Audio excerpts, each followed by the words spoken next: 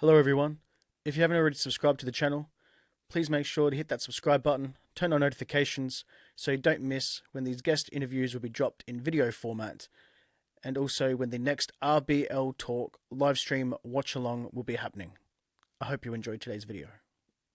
It's that time again in the show for the RBL Talk segment, and today I have a special guest with me. Welcome to the show. Hey Justin, great to be here. For the listeners and also the people watching, can you please introduce yourself? Yeah, my name is Zach. I am a member of the Turin Giants podcast, a podcast about all things Juventus. Just quick plugs, you can find us on Instagram and Twitter at Turin Giants. We also have more information at turingiants.com, where you can get some cool Juve merch, as well as some additional information about the team. And our podcast you can get at Spotify, and anywhere else, I guess, you get your podcasts. So how did you come about supporting Juventus? So I think your last episode kind of is a lot of the story of us English-speaking Juventus fans. A lot of us have roundabout ways, whether it's family, like your previous guest, or in my case, it was just sort of happenstance. I'm an Italian-American, but growing up in rural Michigan, the only real channel we had was the Canadian channel that just showed hockey. So I didn't have really exposure to soccer, as we call it here, at a young age. It wasn't until the '98 World Cup where France wins on the back of Zidane, and it was really the first experience watching soccer. And I said, whoever that guy plays for, I want to root for them. And at the time, he was playing for Juventus. And so while he went on to bigger things, joining Real Madrid, my loyalty has always stayed with the Italian team that he played with at the time of Juventus. Who was that player? Zinedine Zidane. So yeah, I got his picture right up there, right after he won the World Cup, signed with a little message. And love Zizou, but as an Italian American, him playing for an Italian team, that was done for me. What was your favorite Zinedine Zidane moment at Juve? So Zidane's got some great moments, but the World Cup, I think it was 2006, right? The famous headbutt. And you go into that game with your favorite player against your favorite team, international team, and you say, what's the perfect outcome? The perfect outcome is Zidane scores and Italy wins. And I think not only did I get that, but I think Zidane went out in the most Zidane fashion. His last game, he headbutts a guy, and he's always kind of had that edge to his game, maybe, unfortunately. But I always loved the fact that he kind of had a little nastiness in him. I think that gave him an edge you don't see, certainly nowadays, where a lot of players are just kind of buddies with each other. And so I just really enjoyed sort of the nastiness, both in his technical ability, but in the way he used his physical gifts on the field, sometimes for good and sometimes for not. I remember that like it was yesterday. It was actually one of the moments that when I was watching the game, because for me, with German heritage, I support Die Mannschaft, which is the German national team. And I was just watching that World Cup and saw the back end of that game, and when I saw that, I was a little bit shocked. But when he got the red card and got sent off, I was also a little bit of typical Zuzu there, definitely. A little bit. I mean, the guy that he headbutted, Marco Materazzi, was really kind of known as a shit-talking defender. He played for Juve's hated rival Inter. So, I think for Juventus fans who are also Italy fans, we were kind of happy to have Zizou out of the game. But I think, at least in my opinion, Materazzi probably deserved it. And I know we've gotten conflicting stories of what was really said to cause that to happen. But he probably deserved it.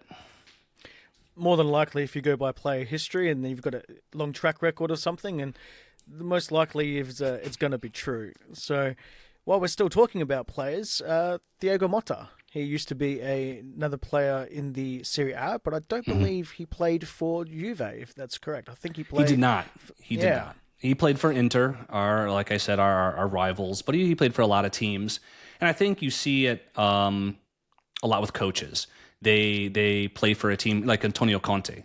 Antonio Conte plays for Juventus. He goes to be a coach. He coaches Inter. He coaches Napoli, teams that are rivals, and I think that's fairly normal. When you make that switch from player to coach, and I don't think there was any contingent that I'm aware of that looked at Thiago Motta and was like, I don't want him to be our coach because he played for Inter.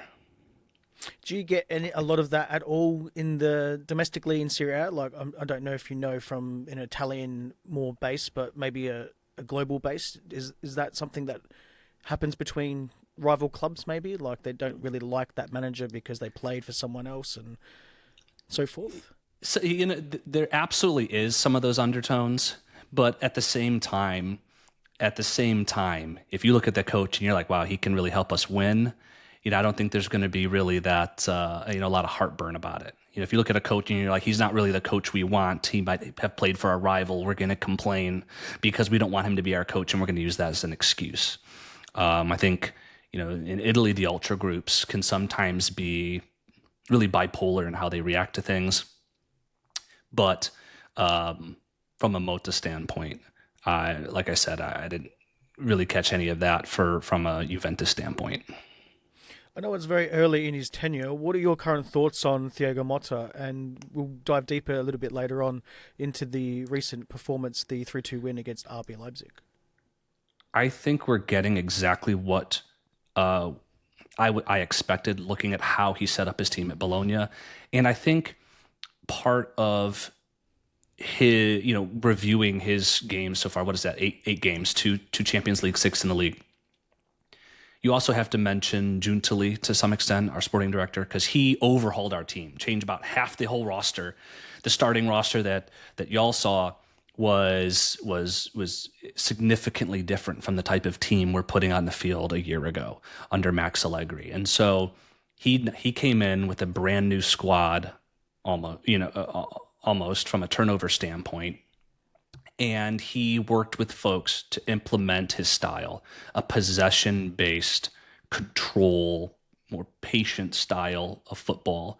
Not maybe necessarily exactly what we saw in the game yesterday, because it was chaotic at times. Certainly from a neutral standpoint, a very watchable game.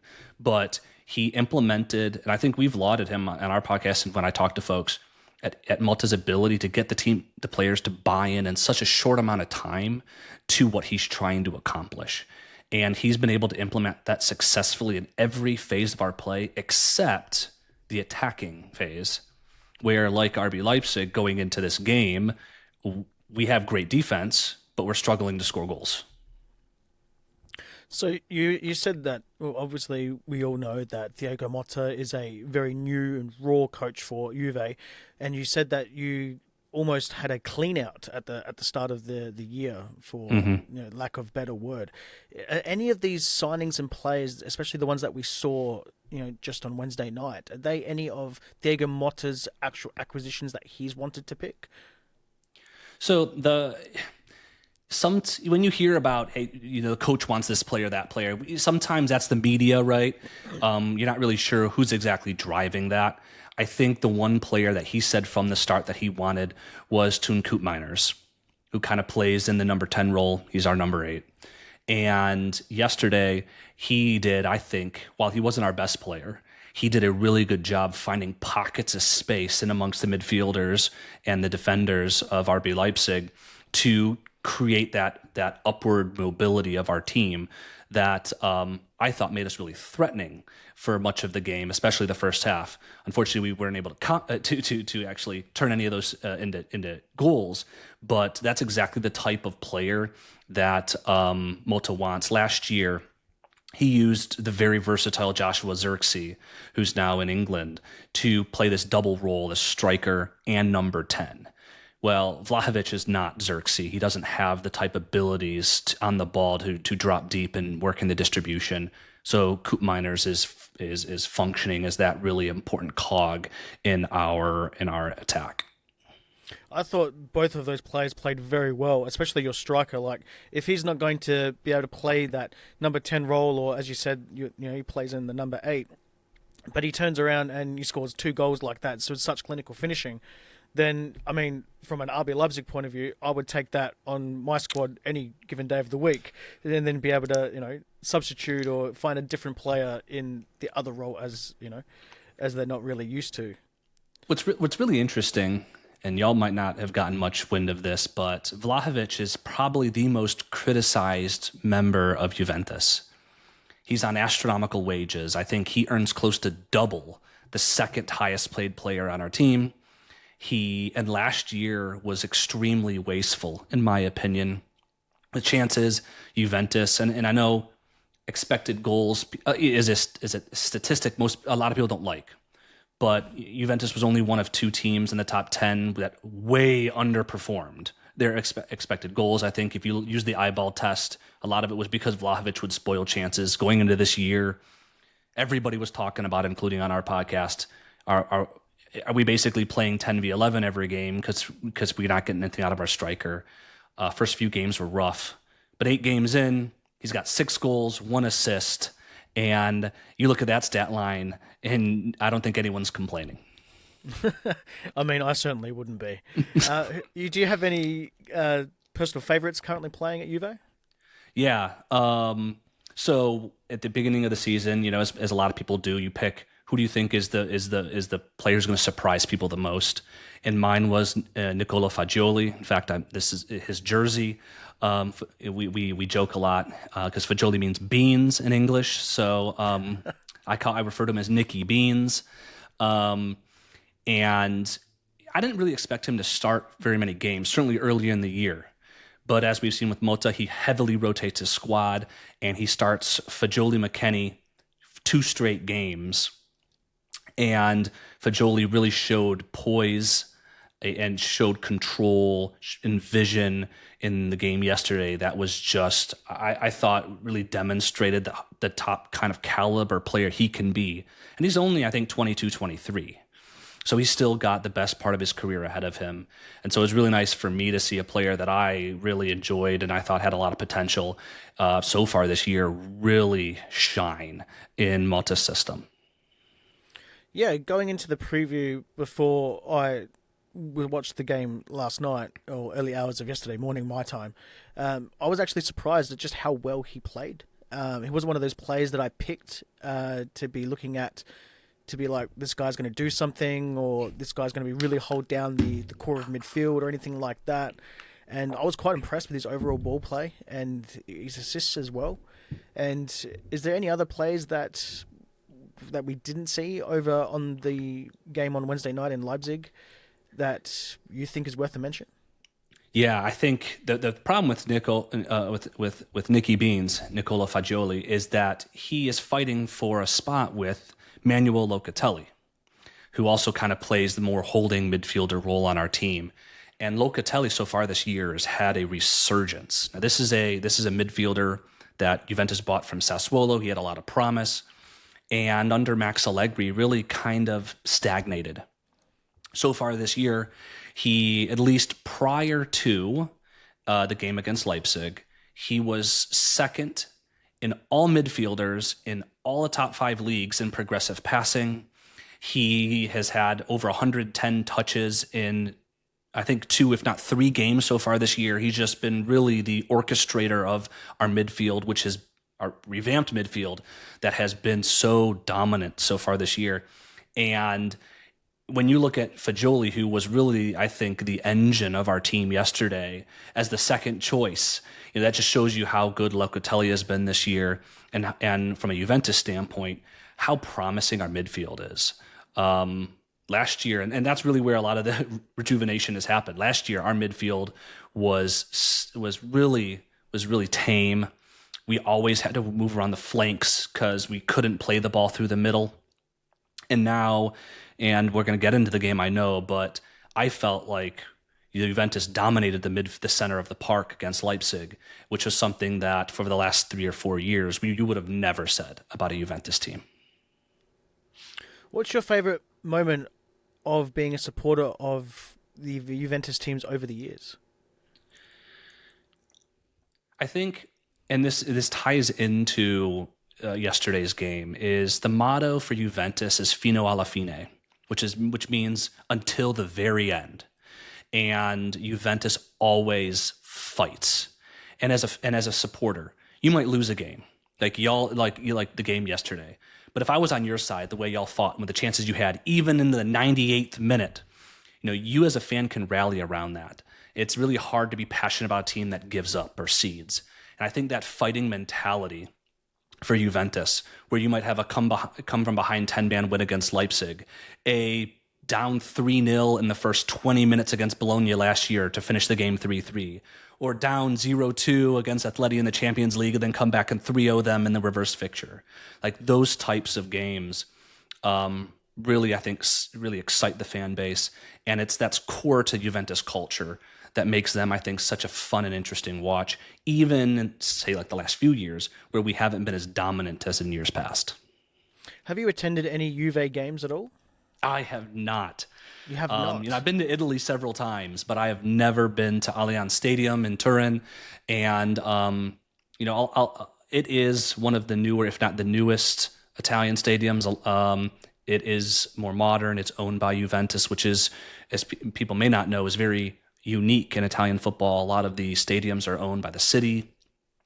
And so I would love to do it. I've told my dad I'm going to take him, so I put my word out there, so I need to make it happen.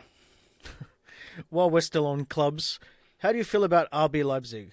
The club and the ownership and how we are as, the club itself? So I'll say this. I'm not really that familiar with the nuances of the ownership controversies and so forth about Leipzig. And going into this game, because, as someone who's kind of vaguely aware, I think it'd be unfair for me to attribute anything from that side of things. I know a lot of people, it seems like a lot of people in Germany have very strong feelings about this. I instead wanted to look at how you guys play, so you forget the drama. Let's look at how you guys play. That's most relevant to me as a Juventus fan. And I think what I was really excited to see is your attacking duo of Pendo and Sesko, as well as Xavi Simons, who, I think everyone who follows is one of the young players that really excites, I think, world football. And so from an attacking standpoint, I was really excited to see how y'all worked together, having not really watched Bundesliga games. And I think I wasn't disappointed in being able to be excited about your attack in a game where you were playing my team. Yeah, that's one thing that a lot of people who aren't supporters of Bundesliga teams or really follow the Bundesliga, which is understandable from a Juve perspective, that they don't really know or can't comment on the hatred or the club ownership or anything like that. As is Juve owned by? They're still owned by. There's a family mogul or something like that, or conglomerate or something, isn't it? Yeah. Yeah. So it's the Fiat family. It's technically now the conglomerate over Fiat. Its name is Exor, EXOR. And the guy who owns that, who also owns Ferrari, is under that umbrella. John Elkann. He's a member of the Agnelli family. And the Agnelli family is the old family, Fiat family from 100-something years ago that started Juventus. I think talking about that, I mean, like, a lot of people follow teams, right, that have that rich history, that have this long history, that can look back at teams. And I think, what y'all had a banner, right, 15-year anniversary or something. I think it's just very foreign to a lot of fans who are rooted in that deep long culture of teams to really wrap their brain around sort of these new school teams. Yes, so we touched on that tifo there. That was actually done by an official fan group in Leipzig as well. I've actually forgotten the name off the top of my head. For everyone listening, I do apologize. There is a link in the show notes, and I have already mentioned that. It is 3:56 a.m. I'm actually quite tired, so please forgive me for that. but yeah, like that official fan group did that tifo, and I thought that was a really awesome looking tifo. As someone that does all the like Leipzig stuff on an international level, I Hmm. try to translate as much as I possibly can from the German side of things into English. It's normally all done by Google Translate, which is normally pretty good. Sometimes there's some things that have been wrong, especially when I've like read at like a kicker article or something like that, and it's all in German and it's a little bit lost in translation. So sometimes I do get a little bit wrong. But the club itself has got a really good fan base in Leipzig, and they're just trying to grow internationally a little bit, and Hmm. with the on world stage as well. So the Champions League games that we're playing have given us a little bit more of who we are, because Hmm. it was the first time we ever played Juve. Yeah. So, and they're one of the world's biggest, teams in European football, in one of the top five leagues. So normally we only get seeded against like Man City or Real Madrid, essentially. So what do you think of the new format before we get into the actual game?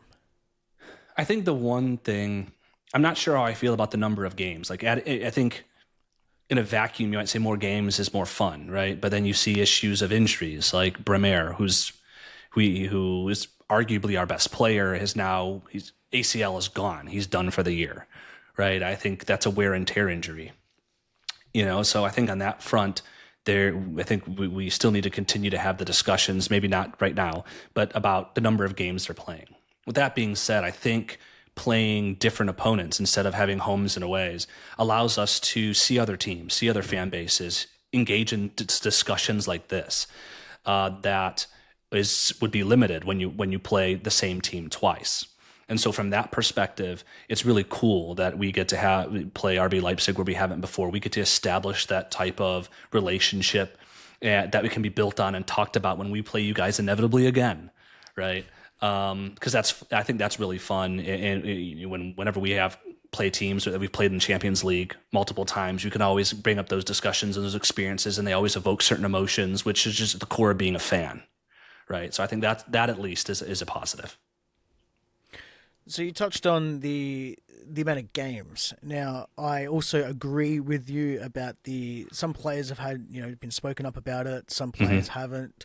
There's been a couple from Leipzig that have said that they're not really in a position to say anything on the matter. They'll just play the games basically. And I personally think, from a fan's perspective, that it's really good that we can have these type of experiences, like you said, and be able to play teams that may not have, or very hard to be seeded against in a normal fashion in the old way. But I feel that the players themselves are getting overworked when you've got like international football breaks, you've got World Cup, you've got Nation League, you've got This the Club World Cup AFCON, now. yeah, and Club World Cup. You've just got so much in their calendar year. I Hmm. mean, yes, they're great athletes. They get paid at the end of the day. They're doing it for a job, but we've also got to take care of their well-being themselves. Some people would say, well, they get paid more than enough, so on big salaries and all this stuff. Who cares? But at the end of the day, you don't want to play too much and wreck their bodies as well. When they retire. With the way sports science is now, the players, like say in our game, right? They all have to be performing at their very peak, or they might be a step slow to a tackle, or they might miss a chance, or their pass might not go as far as it needs to go. If you need someone to be at the very peak of the excellence in terms of their bodily output, you don't have the ability to take a second off. Okay. And when the bar is that high, where you have to be at perfect for 50, 60 games, it's just impossible. It's just impossible. And that's just, I mean, on one hand, it's really cool that we get to see people play at such peak of physical excellence. I think it creates some really cool opportunities for a viewer on the pitch. But that also means that they might not be able to play as many games as in years past. And I think I don't know what the answer is, but there has to be a balance where we take into consideration the well-being of the player to still put a good product on the pitch. You play so many games, you get people get injured through wear and tear. Bremer's injury was no fault of Apenda's. Like, that's a shoulder to shoulder. That happens how many times a game for a center back? He just lands weird, gone. The value of that product has just gone down. And as that happens to more players, I think that, there's got to be a line there. Yeah, absolutely. Now, going into the game itself, so we had the 2 injuries. Now, do you have an update? Besides, you said one had done an ACL. Do you have any updates on the other player? So first, it bears repeating. So Gleison Bremer, our center back, who went down in the knee. I've got my notes here. The 3rd minute is arguably our best player. The man is an absolute wall in center back. In Serie A, we have yet to concede any goals. He has largely been double heading as our left back as well. He's just a super talent. He tore his ACL and his meniscus. He is almost assuredly out for the year. The other guy who went down, Nico Gonzalez, in the 11th minute-ish, is his thigh. I don't know I didn't see an estimate on his return, but it didn't look like it was major. I think that could be a couple weeks. So not the end of the world there. As you saw, we have Chico Conceição, who came in and played with him there. We also have the American Timothy Weah, who plays there. So that's a position where we have a little bit more depth, such that a few week injury is not going to materially affect us. The center back position, as you guys saw after Bremer went out, we had Gatti and Kalulu in there, a center back pairing that's never played together, and y'all were able to carve up some chances there, such as the one that led to the red card, because of just their lack of familiarity. We'll touch on that red card as well in a little moment's time. So with the 2 injuries, now this is just a blanket statement. I'm not trying to sometimes try to ask the tough questions, so to speak. So hit me. With the 2 players injured in such a short time, was this poor team selection from an inexperienced manager, or was just Thiago Motta just unlucky to have those players go down early because of the workload on current fixtures? So both of those players played in the weekend. But if I'm not mistaken, 10 of 11 of Leipzig's players played on the weekend. We actually rotated more. So from that sort of layperson's perspective, I don't think necessarily that is on Motta. Bremer has played literally every minute, I believe every minute, definitely every game that we've played so far. So for him, maybe. But he really is a physical specimen, and he just was an awkward, it was just sort of an awkward step, right? It's just so stupid, that little awkward step on something that does a zillion times. I think that's just unlucky. Nico Gonzalez has had some little injuries already this year, and to go down that early, I don't blame the coach on either of those. I think they're kind of unlucky. These kind of things happen. To happen in the same game, the first 10 minutes is extremely unlucky. And, you kind of wonder as a fan, like, how is this going to affect how we play from a tactical standpoint? How is this going to affect how we play from a mentality standpoint? And credit the coach and the players that those injuries did not affect our focus. The second question I have before we go into more depth into the game is the handball free kick. Yes or no?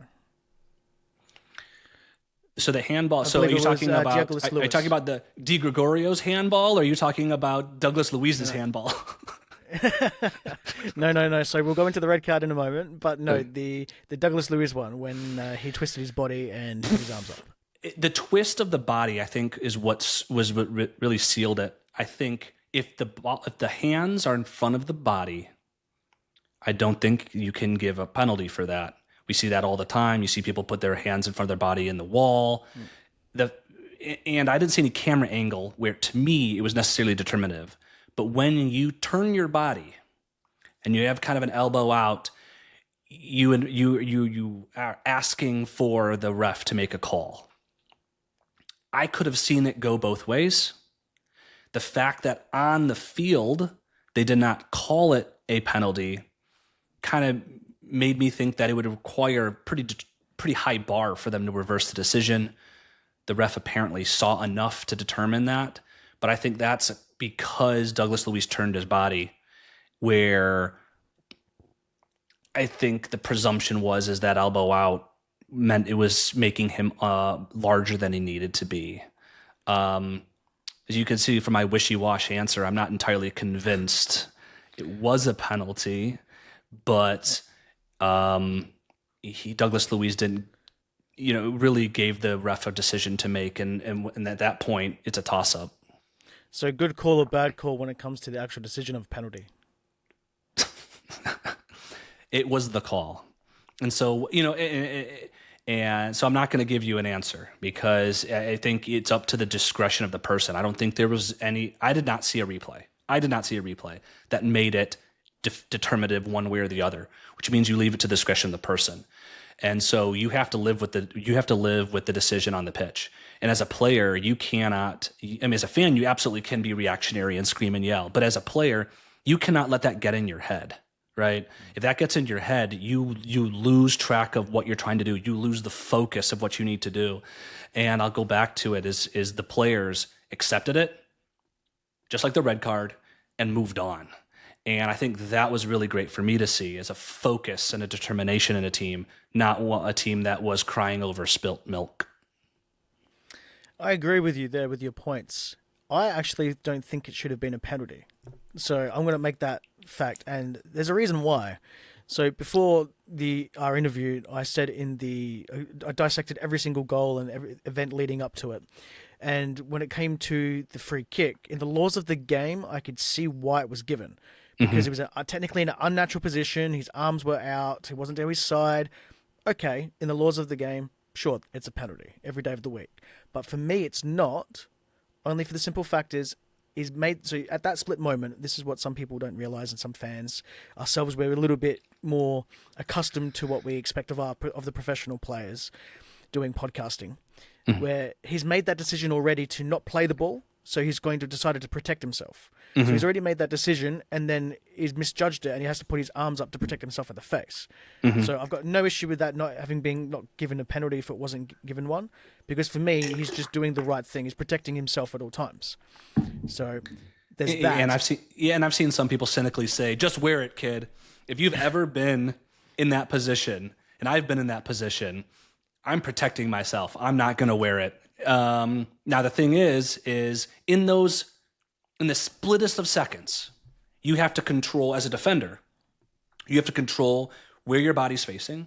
You need to control where your arms are, because if you aren't perfectly aligned, you give the ref a decision.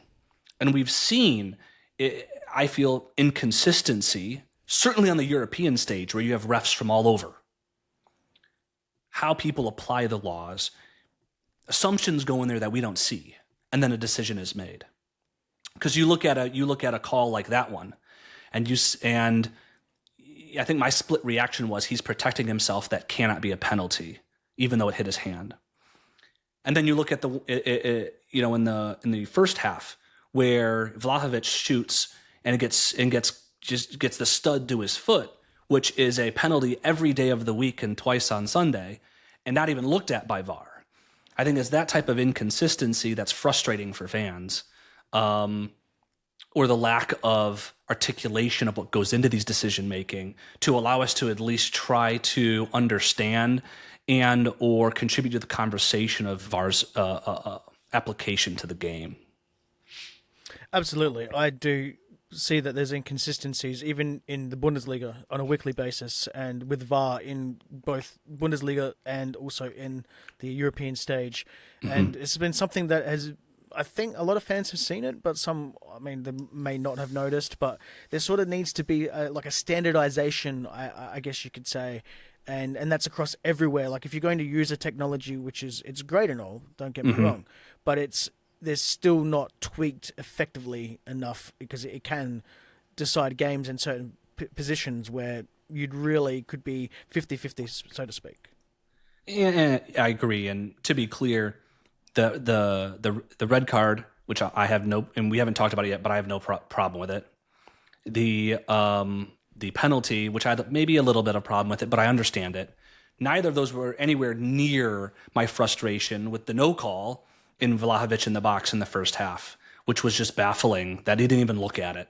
And that's what's sort of frustrating, is like that the game was still fresh at that point. There was no urgency. Even the moments of urgency with the red card, I'm like, okay, I can accept that. I understand the law, I understand the rules, I understand how it applies, but like how can you not even look at that? So I'm for VAR, but I think we need to continue the discussion of how it can be applied to institute more consistency. Let's talk about that. I'm probably going to butcher it. My apologies. Vlahovic. Yep, that's right. Best way of saying it at the moment. Mm-hmm. After hearing you've said it, I've probably butchered it before our interview. You're fine. But I didn't actually. Have not picked that up, to be blatantly honest with you. It's not something that I recall and that I didn't write down. Obviously, I'm probably looking at it in a little bit of a perspective from an RBL perspective, so there's maybe like little things like that you sometimes you don't see, and I was also watching it when I technically shouldn't have been watching the game, so to speak. We don't need to talk about that. Exactly. Yeah, but it was basically what it was. Is it was in the I have my notes here. 36th minute. Yeah. It's in my handwritten notes, so give or take 60 seconds either way. But what it was is that there was a chance in the box. Vlahovic shoots. And the defender, and I don't remember which defender it was, went to kind of either poke at the ball or block the shot with his studs up. And so as Vlahovic is shooting, he's met with the lunging studs up foot of the defender. And I watch an astronomical amount of Serie A. Outing myself on that one. And that is 99.99999% a penalty in Serie A. I think the one time it's not a penalty is if we were ever get that ref again, because it was just, it's one of those ones where it's like when you kind of get with Douglas Luiz, the hands up, okay, here we go, type of thing. But this one was at least in my favor. And so I was like, okay, they're going to bring it back. It's going to be, and then it's like, they didn't even look at the replay, and you're like, wait a minute. Which is a little frustrating as a fan, right? But the game goes on. And I think it's easy for me to forget about a moment like that with how exciting the second half was, and especially when we pull out a victory in the end. It makes all that other nonsense go away. Well, that's probably why I didn't pick up on it, because they didn't do a replay or anything like that. They didn't hold it. VAR didn't check it. And I'm going to get you to just elaborate a little bit more so I can tell you my decision would be, from what you're describing, if the player's boot is up, does he get the ball at all? For the first one. So I don't know if he deflected the ball. He might have, but I know that in my experience, in those circumstances, the law is you can't really go through the man to get the ball, right? Even if you get the ball, correct, right? Yeah, correct. And so that's like one of those circumstances where like you're lining up to shoot and the defender comes from behind you. You don't even see him. He steps in front of you. He might get the ball, but then your follow through runs, it kicks in the defender. You fall over. Again, in Serie A at least, that's always a foul. It's a similar situation like that. Defender just put himself in an awkward position. Duchan's shooting boot makes connection with the sort of the open face bottom of his foot. I don't remember what the specifics of where the ball hit, whether it hit the defender or not. But in the moment, I was very curious as to why it wasn't even looked at. Because, like I said, and from a Serie A perspective, that's always a penalty. I mean, and so you don't need to look at the replay unless you're curious about it and you want your own opinion. But that's maybe the most questionable, equally most questionable ref decision, along with the Koopmeiners foul on the right flank, where I just kind of squinted my eyes a little bit. Not the red card or the penalty. From my perspective, from what you're describing, it sounds like it should be a penalty or at least a foul, depending on where it is in the grand. It was like right outside the 6-yard box. So it was very much in the box. Yeah. So then for me, it would be a penalty because of the simple factors. You can't go studs up into any challenge because you have duty of care to the person who's got the ball. So, but we'll just leave it with that. Going on to the red card that led to a penalty. though there wasn't indirectly, it came from obviously another foul after that, from which we've already touched on, sort of backtracking a tad. Do you think that should have been a red card or not? Yes. Yes. Now. I got to speak to my salty Juve fans out there. Okay, I'm not too beaten up over it in retrospect because we won. But the reason why Leipzig got the ball that eventually led to that attack was due to, I think it was Raum or whoever was on the left back position tripped over himself, and they called a foul on Koopmeiners, who had won the ball and was in behind, and for an odd man rush. And at the time it was 1-1, and we were really pushing for the win. We were really hot right then, and so it killed our attack. Then y'all come down. And this is the perfect example of Gatti and Kalulu not having played well together, because they, instead of being a solid line that was connected and had good spatial awareness, they were staggered, which allowed, and I don't remember which forward, I think it was Sesko, who ran in between them with that lovely delivered ball that forced Di Gregorio to make a play. Now, under the laws of the game, and I want to be clear here, it hit his thigh, then it hit his hand. You see that all the time. Say somebody crossing in from the side, and they say it can't be a penalty or a handball because it is thigh, then his hand. From a denial of a goal-scoring opportunity standpoint, the fact that it hit his thigh is irrelevant. Under the laws of the game, that is unfortunate for Juve fans, a red card. So I had to clarify the law before I reacted. But by the laws of the game, the ref got that spot on. Yeah, so from first glance, I didn't even think he touched it, to be blatantly honest. It wasn't until they did the VAR check and they looked back, and from the camera angle going back from the Juve goal and looking at it from that way, it just brushed the top of his hand. And then when it brushed the top of his hand, then I was just like, okay, like in the laws of the game, yeah, sure, it's a foul there and a red card for denying the goal scoring chance. Although I was a little. He was a bit stiff, basically, to have been sent off in that perspective. Like he did try to move his hand away to not touch the ball, as he was not trying to go in and touch it. He's gone in. He's backed off because it was Lewis Openda that was the attacker. Oh, it was Openda? Yeah, Lewis Openda. Yeah, He's done an overstep, and then the overstep touches the side of his boot, and almost sort of like goes to stand on the boot. Which then I have no idea how he realised that the ball had been touched from your goalkeeper. It was a little bit shocking in that perspective. I guess he was probably looking in the corner of his eye as the ball was... It might have been one of those, man, I screwed up a really good opportunity. Let me see if I can get something. But the little nick on the thigh and the hand did take the ball out of his stride.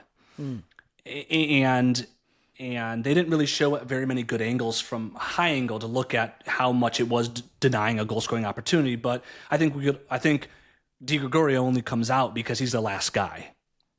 So again, within the laws of the game, it was the right call.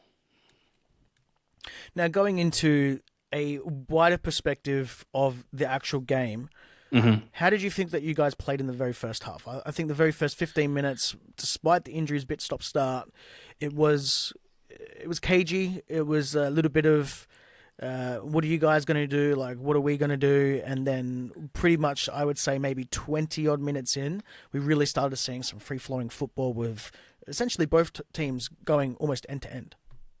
Yeah, the story of every single Juventus game so far has been a cagey first 15, 20 minutes.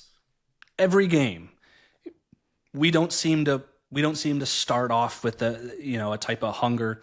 I think maybe this game more so than others, we actually settled in kind of decently at the start, relatively speaking. I was surprised at how much Leipzig seemed to cede possession to Juventus. These are two teams that average something like 60% possession. And I was really expecting to see, especially at home, Leipzig try to seize that possession and dictate the game. Especially when you look at it on paper.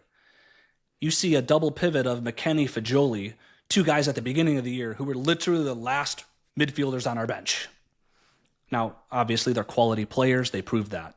But I would have thought Leipzig would come and see this is an opportunity. Let's dictate the game. And I was a little bit surprised at how y'all sort of ceded possession and allowed us to find, as I mentioned earlier, with Coop and Fajoli and McKennie, really good pockets of space to move the ball into the attacking third, where we did nothing with it. But from a play standpoint, it was really positive. I was really encouraged, despite the fact that at this point, Nico Gonzalez and Toulouse and Vermeer are out of the game. Yeah, look, I think that was just like a tactical thing from Marco Rosa. His questions around his tactics have been here and there, depending on what's happening. Like, we had a 4-0 win against Arnsberg, which, when you looked at that perspective, Arnsberg played pretty poor. We weren't the greatest either, but we did obviously enough to win. We had the 0-0 draws against, I think it was Union Berlin and someone else. I can't think of it at this point in time. And they're games that we should have been winning. And that's one critique I have of Marco Rosa with his tactics, is sometimes he doesn't just go all out. And he doesn't take the reins and just take it to other oppositions. He wants to focus too much more on the counter-attack, which is lovely to see and is great and all. But when you're at home and you're already lost the first game in the Champions League, you're going to want to do absolutely everything to get those 3 points. And I mean, you win 4-0. You have to win. I expected more. I honestly expected more fire from Leipzig in the first half. Yes, so did I, completely. And I think the reason why we don't play like a very high possession style of game and more so rely on to counter-attacking is, one, because of the Red Bull philosophy of how the Red Bull teams play. They push high up, they counter-attack. That's pretty much the script, so to speak, of that. But we also don't have any real playmaking midfielders, so to speak, like as in the holding positions. So we don't have Xavier Schlager. He's currently out with an ACL. He's not coming back until January. He's one player that could dictate passes and is an absolute just boss in midfield. We've got Amadou Haidara, who can play that role. He doesn't play as well as Xavier does, but he can also play that role. And then besides him, because then the normal duo in midfield is normally Schlager and Haidara. We've got just newer players coming in that are sort of still trying to find their trade, get their craft, and Arthur Vermeeren has been great. I've been impressed with him so far. Athletic fans have also been impressed of what they've seen. Some of them are a little bit annoyed actually that they didn't keep him over there in Madrid, but I think that's probably one of the ways that we don't have the means of personnel to do it, and if we did, it's going to be a tactical change. So, for instance, I think Marco Rosa is more than happy to be like, I don't mind if you guys have 55% possession because we're going to get you on the counter-attack. And rely on our press, so to speak, which for the first... minus the first 20 minutes. The first and back end of the first half and the start of the second half was really, really good. Going into the second half, I actually thought you guys were the way better team. I just thought you guys had unlucky events, which gave us, like the goal that gave us 2-1 up, and then you guys were all over us. So you had better players in possession. Your positioning on the ball was a lot better. We were ball watching too much. We weren't paying attention to where certain players were. I mentioned in one of the goals, our captain, Willy Orban, he wasn't even in the best position for, I think it was Vlahovic's, I've probably butchered that, second goal, or maybe his first. I think it was him, to quote me if I'm wrong, where the ball was dropped from the left-hand side, from your left-hand side. Gertruda just completely in no man's land, not watching his opposite fullback, in acres of space, and passes the Juve player passes the ball directly in front of the RBL defense, and all he needs to do is just hit it essentially one time and bang, it's in. Yeah, that was the second goal. Yeah, that was a fantastically worked goal. But when I was critiquing it, we had Willy Orban, the captain, was basically so far back he could have played anyone in offside. could have played a front five. Yeah. Like, Yeah. I was like, what are you doing there? Like, I would have thought that as an experienced defender and a leader on the pitch, that he would have seen that hole, figure out what was going to happen, considering he's seen so much space, and then plug that gap. So, European football really requires that persistent focus and leadership, right? I think one of the questions that we had, and I know that in your previous episode, it was raised about Juventus, is we have a lot of young players and we have a relatively young coach. A coach who hasn't coached in the Champions League before, a lot of players who haven't played in the Champions League before. If they did, it was just a few appearances because Juventus's last forays were not very successful. And the most amazing thing for me is with the injuries, with the red card, with the penalty, we had being away from home, we had every excuse. Throw up our hands, lose the game. We had every excuse to walk away and whine and complain. And they didn't. And when you look at that second half, you know, I have to credit Juventus. At the same time, Leipzig made it too easy. There was too much space. You're up one man on us, and we're getting consistently space to pass the ball and to attack. I was texting with the other Turin Giants folks, and I was just like, how do we have so much space? How are we attacking down a man and down a goal? You know, where it was baffling to me, and I was very pleased with it, but it was baffling to me from a game plan perspective. And I guess my question for you is that on a guy like Willy Orban, or is that at a guy like Marco Rosa at halftime, up 1-0, to say, hey guys, you cannot go to sleep? Like who do you place the blame on more? For me, it's about 50-50 because Marco Rosa needs to, one, go in for the absolute winning mentality and just go as hard as possible. Like, we guys got you on the ropes. We got the one man up. Like, we're just gonna go as hard as we possibly can, put in as many goals as we possibly can. Like, you've got all the advantages. You're at home, the man up. You've got absolutely everything. Don't give you guys the space. And then you've got on the pitch, you've got the leaders, so Willy Orban, to even produce that. Whether the manager is given that directive or not, he still needs to be the leader there and make sure that we are playing the way that we should be to make sure that we can go through and win those games. I personally thought that we were very mentally weak. Mm-hmm. A lot of people, I get criticized a lot from a lot of people locally in Germany. There's a worldwide base. They know that I give credit where credit is due, but I'm also very critical, and I don't mind saying it how it is. It comes a little bit across as my normal personality. So we were very weak mentally, and it was a pathetic performance when you are at home 1-0 up. Like, all right, if we had a drawn, I wouldn't have been so critiqueful. I would still have pointed out exactly what has happened and how bad we were. But you guys absolutely wanted it more. You have absolutely great. There was great character from just your players. Your players were playing for not themselves. They were playing for the coach. They were playing for the badge. They were playing, for all the fans that managed to travel, all those miles and kilometers, in that stadium.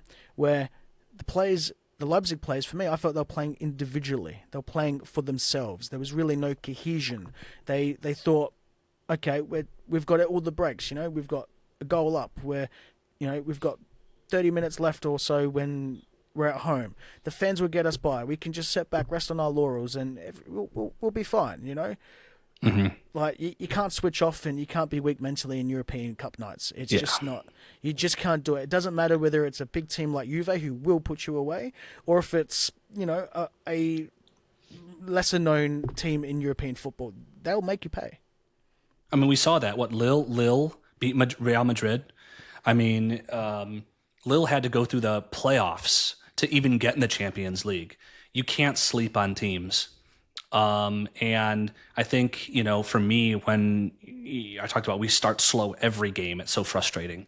I put that on the coach. I mean, the coach, you need to get the players mentally prepared, and it's on senior leaders. I mean, it's really interesting.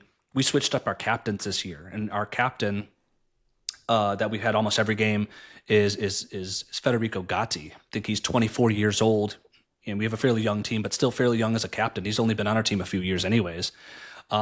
And for much of it, he's been a backup, right? I think, but he just has that fire. that he plays with that passion and that fire no matter what. And he's a little bit of a knucklehead.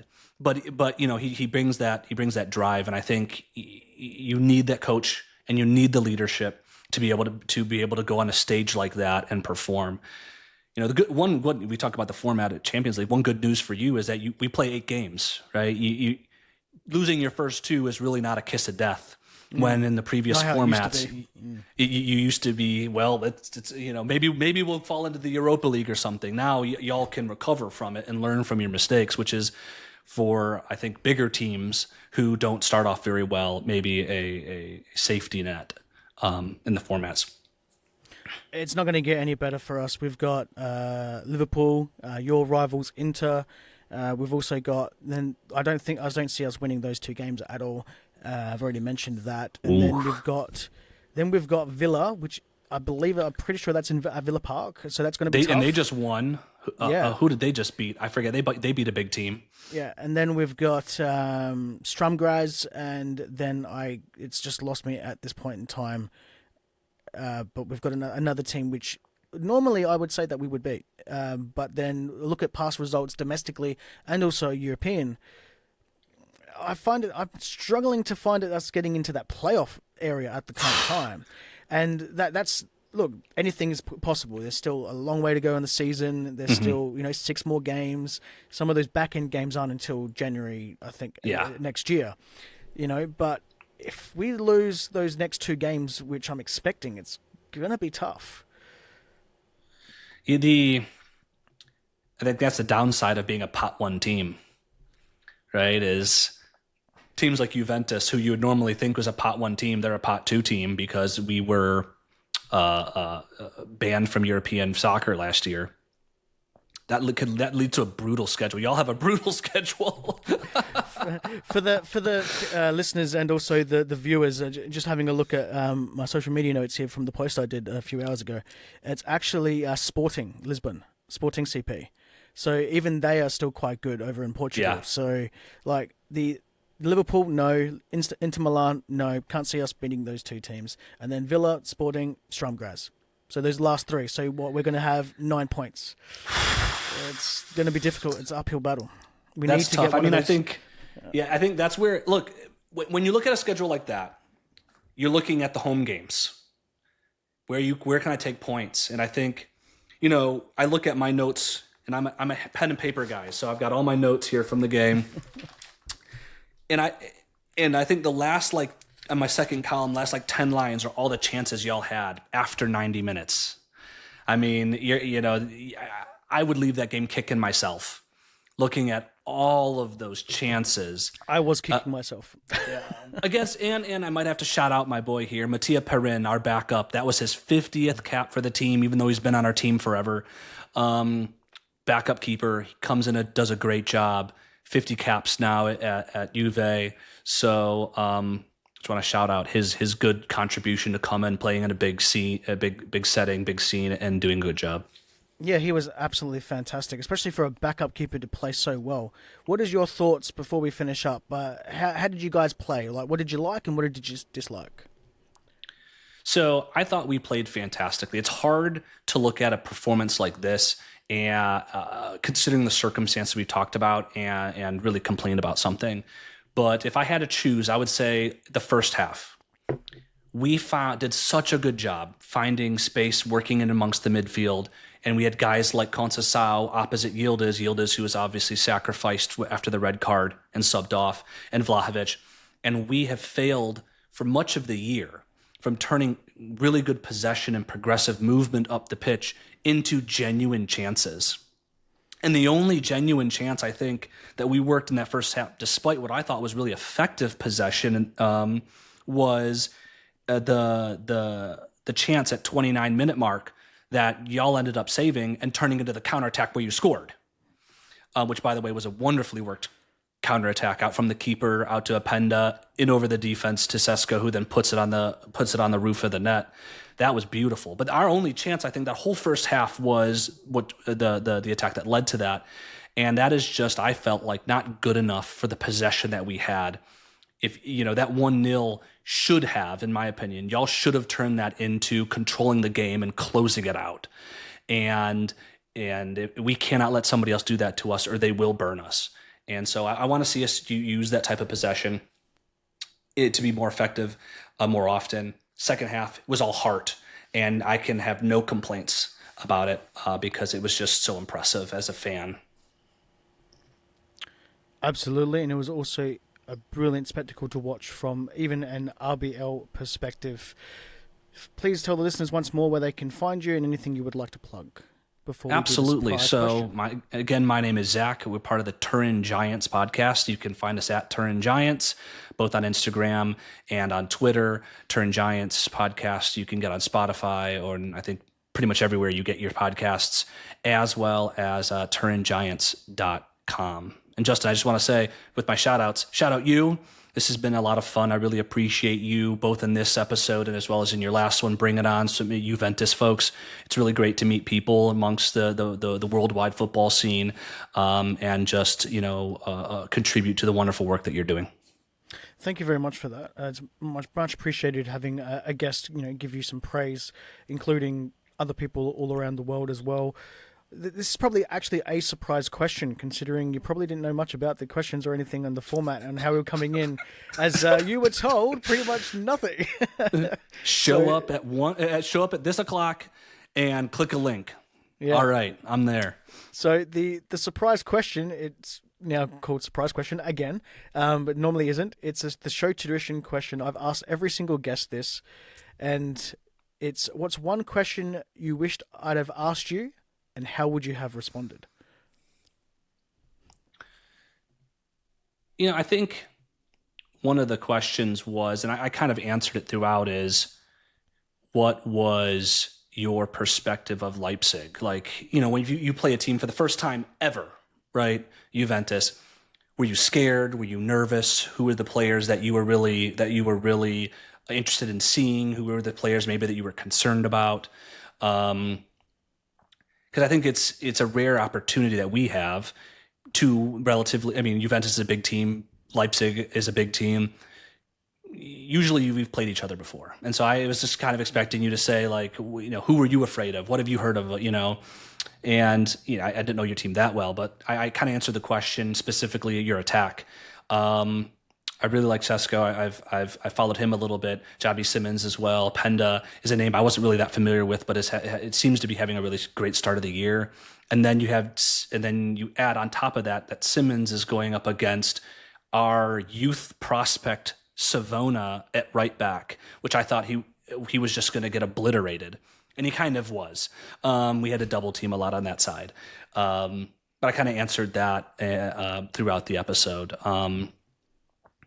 And it's a team that has clearly a lot of skill, and despite the tough matches coming up, I think y'all can definitely get into that next round. And please beat Inter. If it was up to me, we would definitely be beating Inter, but unfortunately, it's out of my hands. It's all up to Marco Rosa and our squad. So hopefully we do, and you can thank them if we do. It's been an absolute pleasure to have you onto the show. Thank you for coming on. Thanks, Justin. If you'd like to see more guests like this one, please make sure that you subscribe to the channel to make sure when these guest videos are dropped, when the live stream watch-alongs, like the video, and until next time, I've been Justin Crozer. Bye-bye for now.